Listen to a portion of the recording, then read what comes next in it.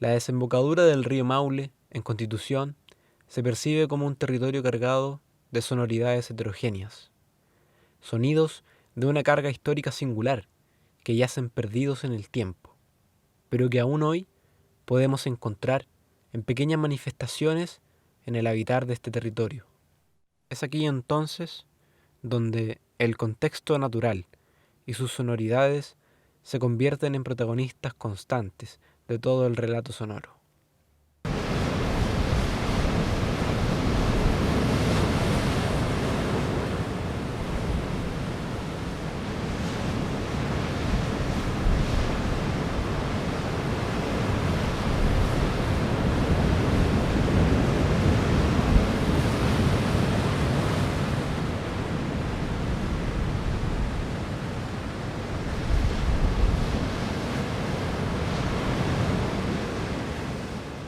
Diversos son los autores que describen ciertas sonoridades de esta parte del territorio, pero es Manuel Francisco Mesa Seco quien nos regala el párrafo finalizador del elemento tonal de nuestro territorio, el río Maule, que en su desembocadura personifica una lucha constante que tiene contra el mar y que en consecuencia produce una sonoridad significativa, que el poeta relata de esta manera.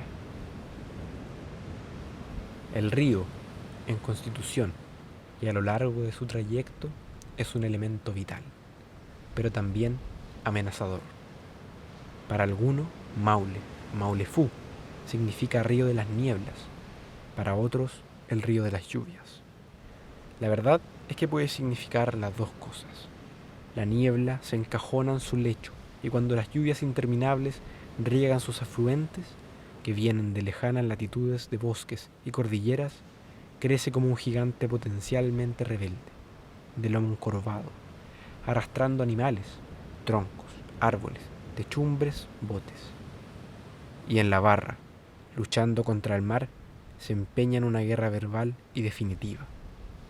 Por eso, el canto de la barra era indicador, según sus sonoridades, del buen o el mal tiempo. Valeria Maíno, por su parte, nos relata este pasado histórico, tan significativo para la identidad pasada y presente del Maule. Comienzos de la década de 1870, el aire en Constitución estaba traspasado de olores y sonidos del trabajo naval, y el tráfico del río regía la vida de cada habitante. Las expectativas sobre el futuro de este puerto eran excesivas. Tornero, en 1872, ponderaba la benignidad del clima, la concurrencia de visitantes de Santiago, Valparaíso, Talca y Curicó, y luego pronosticaba: el Maule es como la gran arteria por donde circulan los gérmenes del progreso, que harán un día de ese puerto el digno rival de San Francisco de California. ¿Es posible hallar otra comparación más desmedida sobre el porvenir de Constitución?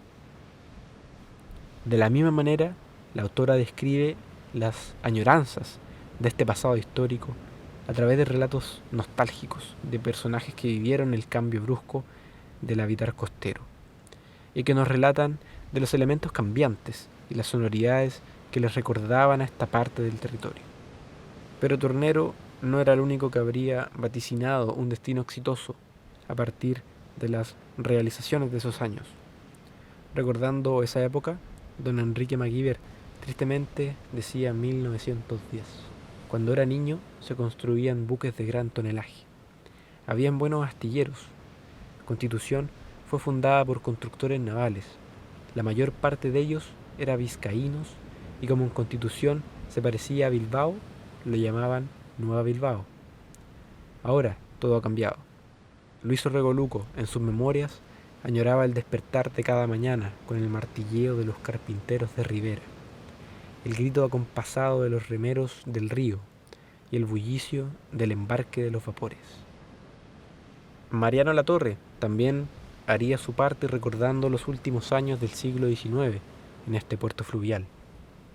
En un artículo llamado Un astillero sin mar, el autor mencionaba: entramos por un camino que sorteaba los troncos grises de los nogales, y fue ahí donde un martilleo pertinaz y el ruido apagado de las sierras y galopas, mordiendo troncos y tablones, me recordó el Maule y su ría y los cascos de las lanchas y goletas a su margen. De esta manera los autores mencionan diferentes sonoridades como la sonoridad de la barra, las veletas, los vapores, las lanchas, los sonidos de las grúas de algún vapor. Mariano Latorre dedica un poema completo a la alada muchedumbre de las gaviotas maulinas. Se mencionan sonoridades relacionadas al trabajo naval, de los astilleros, como el martilleo de los carpinteros de la ribera, el grito acompasado de los remeros del río, el bullicioso embarque de los vapores, el ruido apagado de las sierras y galopas mordiendo troncos y tablones, y por supuesto el grito de los navegantes del Maule, de los buenayes. Por supuesto, hoy en día nos encontramos con la ausencia de muchos de estos sonidos, pero aún podemos encontrarlos de diferentes formas. El trabajo naval, si bien ha disminuido considerablemente, aún existen ciertos lugares que nos remontan con sus sonoridades a estas épocas de gloria de esta parte del territorio del Maule. Los sonidos de las industrias y de la ciudad moderna han cambiado el paisaje sonoro, pero aún así el río Maule y su desembocadura, personificada en la barra, siguen siendo junto al mar los principales protagonistas sonoros de esta parte del territorio. Te invito entonces a escuchar el siguiente registro sonoro de la costa del Maule. Todos estos registros fueron tomados en el sector de la ciudad de Constitución y en algunos de los lugares próximos a este.